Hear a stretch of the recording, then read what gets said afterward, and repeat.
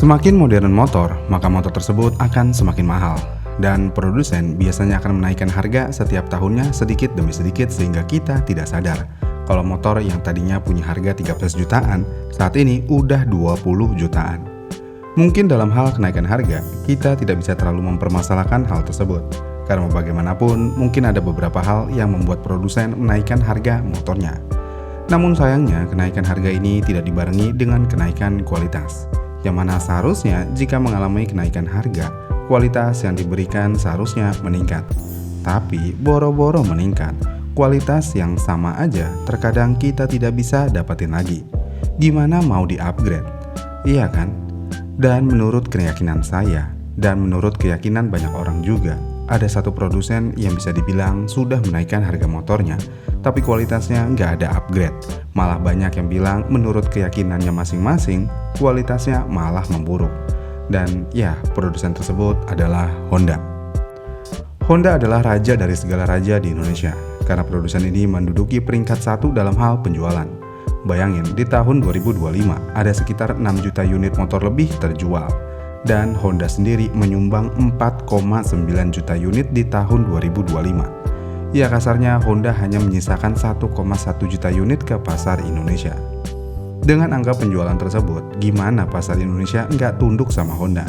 Walaupun kualitasnya katanya menurun, namun penjualannya mereka tetap bagus aja.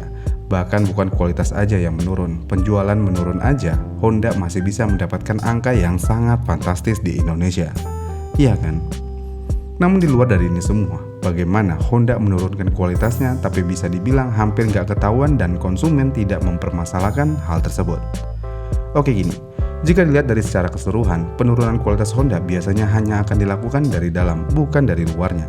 Dan hal yang pertama kita tahu banget, menurut keyakinan saya, ISAF adalah salah satu bukti penurunan kualitas Honda agar mereka bisa menekan kos produksi. Dan saya mencoba cari informasi mengenai total kos produksi rangka ISAF dengan rangka pipa. Jadi gini, rangka ISAF diproduksi menggunakan metode pres lembaran baja yang kemudian disatukan dengan las laser. Dengan hal tersebut, rangka ini bisa mendapatkan bobot yang lebih ringan dan efisien secara material. Menariknya, rangka ISAF memiliki sifat modular yang berarti bisa digunakan ke banyak motor. Sedangkan rangka pipa prosesnya cukup berbeda dengan pembuatan rangka ISAF, yang mana biasanya ada proses penekukan, pengelasan manual, dan lainnya. Dan untuk materialnya sendiri biasanya memerlukan lebih banyak bahan baku baja dalam bentuk pipa, yang mana hal ini cenderung lebih mahal daripada lembaran baja yang dipres. Dalam hal tersebut aja kita bisa melihat kalau Honda berhasil membuat terobosan baru dalam hal menekan kos produksi di sini. Namun hasilnya, ya kualitasnya menurun. Rangkanya bisa karatan, bahkan bisa patah karena karatan. Sangat disayangkan memang, padahal harganya terus mengalami kenaikan. Kemudian selain rangka ada baut bodi. Di motor zaman dulu, baut bodi adalah hal yang umum kita temukan di motor. Dan baut bodi adalah sesuatu hal yang hampir mutlak harus ada di sebuah bodi motor karena mau bagaimanapun, pengencangan dengan baut jauh lebih kuat daripada yang lainnya. Namun kalau kita perhatikan motor Honda modern, udah jarang banget yang menggunakan baut bodi secara banyak. Rata-rata bodi Honda hanya didominasi oleh klip. Dan kalau kita mau ngomongin dari segi produksi, jelas klip bodi akan jauh lebih murah biayanya daripada baut. Karena biasanya klip bodi yang ada di bodi motor Honda udah menyatu dengan bodinya tersebut.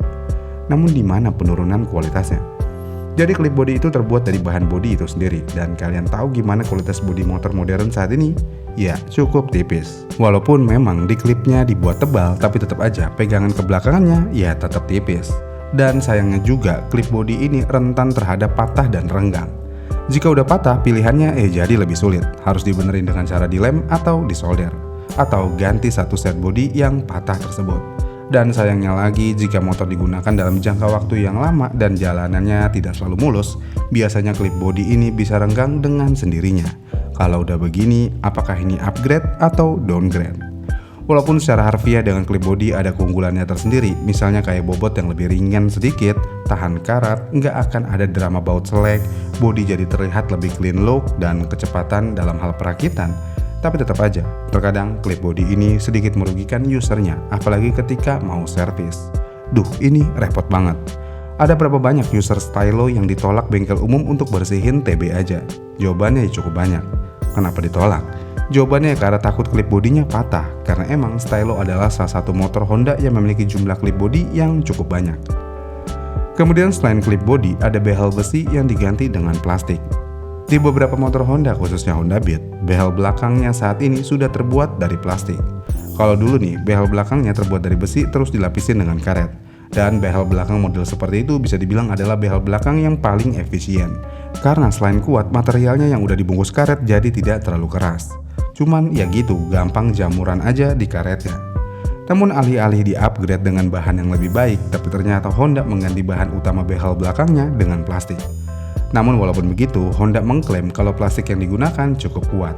Iya, kuat kok, kuat banget kan? Kuatnya cuma di bagian tertentu aja, dan di bagian bautnya banyak yang mengalami patah tulang. Dan secara harfiah, plastik tidak akan bisa lebih kuat dari besi. Dan diketahui bahan utama behel belakang Honda Beat adalah polipropilen. Walaupun memang plastik jenis ini cukup kuat, tapi tidak bisa disamakan kekuatannya dengan besi. Iya kan? Lagi pula gimana kita bisa percaya dengan plastik di motor Honda, apalagi di behel yang mana bagian tersebut akan menerima beban ketika motor ingin di standar 2 atau motor ingin dipindahkan oleh tukang parkir dengan memegang behelnya. Karena mau bagaimanapun, kualitas bodi motor Honda saat ini yang terbuat dari plastik juga mengalami penurunan yang cukup signifikan juga. Dan hal ini bisa kalian lihat di bagian spakbor depan. Jika kalian coba bandingkan spakbor depan motor Honda modern dengan Honda lama, kalian akan tahu perbedaannya di mana. Benar-benar terasa tipis. Bahkan kalau lewatin jalan rusak nih, itu spakbor kayak fleksibel banget.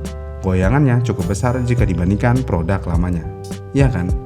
Dan kalau kalian perhatikan sekali lagi, jika dilihat lebih dalam lagi, kualitas yang dimainin semua ada di bagian dalam motor dan part yang dianggap kurang penting. Mulai dari rangka, klip bodi sampai behel. Kasarnya, siapa yang mau repot-repot cek kualitas rangka? Jawabannya ya nggak ada. Lalu siapa yang mau repot-repot ngecek baut bodi? Jawabannya ya sama, nggak ada. Dan untuk perihal behel, mungkin behel terlihat sepele dan jarang banget digunakan. Karena kebanyakan dari kita kalau standarin motor, ya paling standarin miring, jarang banget standar tengah, kecuali mau cuci motor. Jadi ya, behel mungkin dianggap tidak terlalu penting, padahal secara harfiah behel cukup penting. Semua dimulai dari dalam, walaupun eksterior mulai kelihatan juga penurunan kualitasnya, tapi tetap aja itu hanya di bagian minornya dulu. Namun sekali lagi nih saya bilang, sebenarnya Honda nggak 100% salah di sini. Karena mau bagaimanapun, mereka adalah perusahaan yang sangat besar. Dan terkadang mereka melakukan hal ini untuk menekan harga jual motor tersebut. Bayangin, jika Honda tidak melakukan hal ini dan masih mempertahankan kualitas mereka seperti dulu. Honda Beat mau dijual berapa? 30 juta. Kalau Honda Beat 30 juta, Honda PCX berapa duit? 50 juta. Kalau harganya segitu, siapa yang mau beli? Sebenarnya ya bisa aja sih dia beli, asalkan perekonomian Indonesia sama seperti negara maju. Buktinya di negara maju harga motor jauh lebih mahal daripada di Indonesia, ya laku-laku aja. Kenapa? Ya karena inflasi dan pertumbuhan ekonomi negara tersebut sejalan. Sedangkan Indonesia, ya kalian tahu sendirilah. Kalau kondisinya masih gini-gini aja, ya kita harap maklum aja sih sebenarnya produsen melakukan pengurangan kos produksi. Karena itu adalah satu-satunya cara untuk mempertahankan harga agar tetap relevan. Tapi nih, udah pakai cara begini aja, harganya udah kayak kurang relevan. Gimana kalau nggak ada cara begini? Iya kan?